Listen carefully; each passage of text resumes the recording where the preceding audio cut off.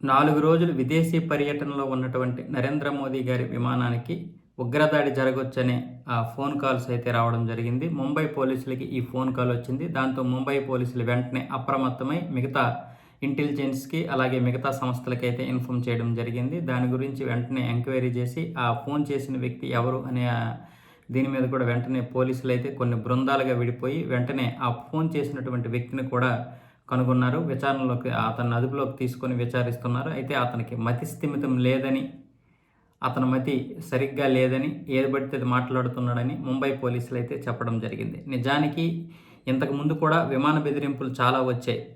ముంబై నుంచే ఎక్కువగా ఈ విమాన బెదిరింపులు రావడం వల్ల దాదాపు విమానయాన సంస్థలకి 1000 కోట్ల వరకు అయితే నష్టాలు వాటిల్లాయి.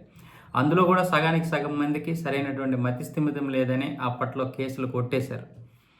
మరి ఇప్పుడు కూడా ఈ విమాన బెదిరింపులు మోదీ గారికి ఉగ్రదాడి జరగవచ్చనే విమాన బెదిరింపులు ఏవైతే ఉన్నాయో ఈ వ్యక్తికి కూడా మతి స్థిమితం లేదంటున్నారు. నిజానికి మతి స్థిమితం లేని వ్యక్తులు మరి ఈ విమాన బెదిరింపులు ఎందుకు చేస్తున్నారో అర్థం కావడం లేదు.